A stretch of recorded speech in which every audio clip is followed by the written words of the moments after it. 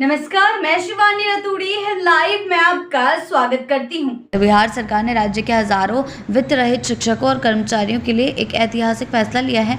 लंबे समय से वेतनमान की मांग कर रहे इन शिक्षकों और कर्मचारियों के चेहरे पर अब मुस्कान लौटेगी, क्योंकि सरकार ने उन्हें वेतनमान का लाभ देने की दिशा में ठोस कदम बढ़ा दिए हैं। इस बाबत शिक्षा विभाग ने मंगलवार को आदेश जारी कर दिया है और मुख्य सचिव की अध्यक्षता में एक उच्च स्तरीय कमेटी का गठन भी कर दिया गया है, जो वेतनमान लागू करने की पूरी प्रक्रिया को सुचारू रूप से अमल में लाने का खाका तैयार करेगी। राज्य भर में मौजूद वित्त रहित शिक्षण संस्थानों में कार्यरत करीब 50,000 शिक्षक और कर्मचारी इस फैसले से सीधे लाभान्वित होंगे।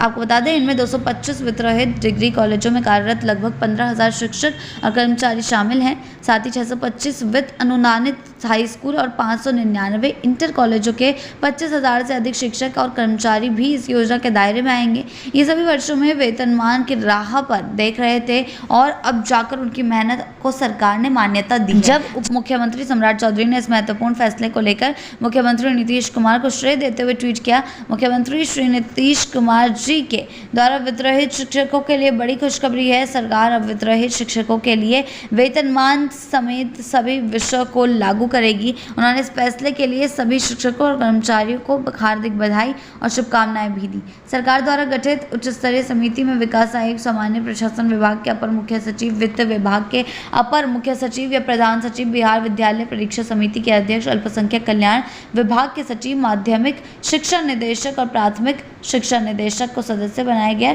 शिक्षा विभाग के अपर मुख्य सचिव इस समिति के सदस्य सचिव होंगे। ये समिति वेतनमान लागू करने से संबंधित है। आपको बता दें, पहलुओं की जांच पड़ताल कर अपनी सिफारिशें सरकार को सौंपेगी। इस कदम से न केवल शिक्षकों का मनोबल बढ़ेगा, बल्कि शिक्षा के क्षेत्र में भी कई अनुकरणीय बदलाव होंगे। शिक्षा की गुणवत्ता में भी सुधार होने की उम्मीद है। वर्षों से कम संसाधनों में शिक्षा के क्षेत्र में योगदान दे रहे वित्त रहित शिक्षक अब खुद को राज्य व्यवस्था का सम्मानित हिस्सा महसूस करेंगे। ये फैसला शिक्षा व्यवस्था में समानता और न्याय की दिशा में एक बड़ा कदम माना जा रहा है। बिहार सरकार का यह निर्णय राज्य की शिक्षा जगत में मील का पत्थर साबित हो सकता है। इससे न केवल शिक्षा क्षेत्र को मजबूती मिलेगी, बल्कि हजारों परिवारों की आर्थिक स्थिति भी सुधरेगी। अब सभी की नजरें इस उच्च स्तरीय समिति की रिपोर्ट और उसकी सिफारिशों पर टिकी रहेंगी, जो इस ऐतिहासिक फैसले को धरातल पर उतारने का मार्गदर्शन प्रदान करेगी। इस तरीके से मुख्यमंत्री नीतीश कुमार लगातार एक्शन ले रहे हैं। एनडीए अपनी ओर से लगातार नई नई योजनाओं और घोषणाओं की शुरुआत कर रहा है।